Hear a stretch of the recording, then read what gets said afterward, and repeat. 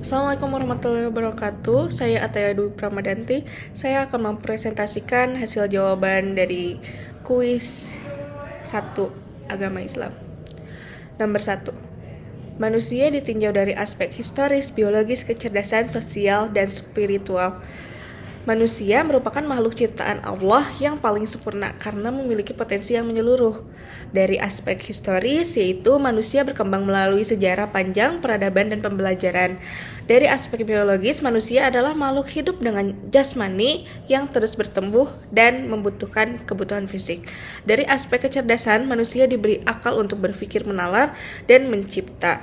Dari aspek sosial, manusia hidup berkelompok dan saling membutuhkan. Dan dari aspek spiritual, manusia memiliki ruh dan kemampuan mengenal serta beribadah kepada Allah. Jika salah satu aspek terlalu dominan, misalnya biologis atau material, maka manusia akan kehilangan keseimbangan hidupnya. Islam mengajarkan agar semua aspek tersebut belajar harmonis agar manusia menjadi makhluk seutuhnya. Nomor 2, trilogi relasi antara Tuhan, alam semesta, dan manusia. Dalam Islam itu ada 3 hubungan utama yang disebut trilogi relasi, yaitu yang pertama ada hablum minallah, kedua ada hablum minannas, yang ketiga ada hablun minal alam. Hablun minallah yaitu hubungan dengan Allah Subhanahu wa taala melalui ibadah dan ketaatan. Yang kedua ada hablun minannas yaitu hubungan dengan sesama manusia melalui akhlak dan keadilan sosial. Yang ketiga ada hablun minal alam, yaitu hubungan dengan alam semesta melalui tanggung jawab menjaga dan melestarikannya. Ketiga relasi ini tidak bisa dipisahkan. Contohnya, seorang yang rajin beribadah, hubungannya dengan Allah harus juga berbuat baik pada hubungan sosial dan menjaga lingkungan hubungan dengan alam. Dengan demikian, keseimbangan hidup akan terwujud sesuai tujuan pencipta manusia dengan khalifah di bumi. Yang nomor 3, surat Al-A'raf ayat 172 dan surat Ar-Rum ayat 30 serta relasinya dengan fitrah. Kedua ayat ini menjelaskan bahwa sejak awal penciptaannya manusia telah berjanji mengakui keesaan Allah. Sebagaimana dalam ayat, "Bukankah aku ini Tuhanmu?" Mereka menjawab, "Betul, kami bersaksi." Artinya, manusia membawa fitrah kebutuhan sejak lahir. Dalam surat Ar-Rum ayat 30 juga ditegaskan bahwa fitrah Allah tidak akan pernah berubah. Maka, ketika seseorang berpaling dari keimanannya atau berbuat dosa, itu berarti ia sedang menyimpang dari fitrahnya sendiri. Maka dari itu, agama hadir untuk mengembalikan manusia kepada kesuciannya semula. Nomor 4, bentuk-bentuk hidayah Allah kepada manusia dan makna belum mendapat hidayah. Sebenarnya Allah sudah memberikan berbagai bentuk hidayah atau petunjuk kepada setiap manusia agar kita bisa hidup dengan benar dan menemukan jalan menuju kebenaran. Ada 4 bentuk hidayah yang perlu kita pahami. Yang pertama ada hidayah gariziyah, yaitu hidayah berupa naluri dasar yang sudah Allah tanamkan pada diri kita sejak lahir, seperti rasa lapar, haus, kasih sayang, dan keinginan untuk bertahan hidup. Naluri ini membuat manusia bisa memenuhi kebutuhan dasarnya tanpa perlu diajarkan. Yang kedua ada hidayah hissiyah, yaitu petunjuk yang datang melalui panca indera kita, seperti mata untuk melihat, telinga untuk mendengar, dan sebagainya. Melalui indera, kita bisa mengenal dan mempelajari ciptaan Allah di sekitar kita.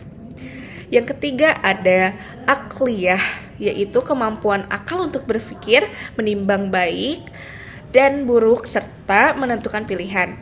Dengan akal, manusia bisa membedakan mana yang benar dan mana yang salah. Dan keempat adalah hidayah diniyah, yaitu petunjuk agama yang Allah turunkan melalui wahyu kepada para nabi dan rasul. Inilah hidayah yang paling tinggi nilainya karena membimbing manusia menuju keselamatan dunia dan akhirat.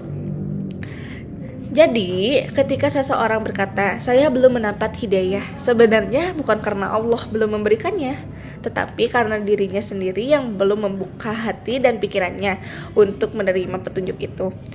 Allah telah memberikan hidayah dalam berbagai bentuk, tinggal kita yang menentukan apakah mau mengikutinya atau tidak. Nomor 5, sikap seorang muslim terhadap takdir. Sebagai seorang muslim, kita wajib beriman kepada qada dan qadar, yaitu ketetapan Allah atas segala sesuatu yang terjadi di alam semesta ini. Namun penting untuk dipahami bahwa beriman kepada takdir bukanlah berarti kita boleh pasrah tanpa berusaha. Islam mengajarkan keseimbangan antara ikhtiar dan tawakal. Artinya kita harus berusaha sekuat tenaga untuk meraih sesuatu. Lalu setelah itu menyerahkan hasil kepada Allah. Kita boleh berencana dan berjuang sebaik mungkin. Tetap sadar bahwa hasil akhir sepenuhnya ada di tangan Allah. Dengan memahami ini, kita menjadi pribadi yang lebih baik, lebih tenang dan ikhlas. Ketika mendapatkan hasil yang tidak sesuai dengan harapan, kita tidak mudah putus asa karena yakin bahwa semua yang terjadi pasti mengandung hikmah dan merupakan bagian dari rencana terbaik Allah. Sikap seperti ini juga melatih kita untuk selalu optimis, sabar, dan tidak menyalahkan takdir atas kegagalan yang kita alami. Nomor 6. Mengapa manusia percaya kepada ramalan bintang atau dukun? Di zaman sekarang masih banyak orang yang percaya pada ramalan bintang, zodiak, atau pergi ke dukun untuk mencari tahu masa depan mereka. Fenomena ini sebenarnya muncul karena lemahnya iman dan kekurangannya pemahaman terhadap akidah Islam. Manusia seringkali ingin tahu apa yang terjadi di masa depan, padahal hal itu adalah perkara gaib yang hanya Allah ketahui. Rasulullah Subhanahu wa Ta'ala telah melarang keras umatnya untuk mempercayai ramalan atau dukun, karena hal itu bisa menjerumuskan seseorang kepada kesyirikan. Kesyirikan berarti menyekutu Allah, dan itu termasuk dosa besar. Jadi kalau kita ingin mengetahui nasib kita, cukup dengan berdoa, berusaha, dan bertawakal kepada Allah. Percayalah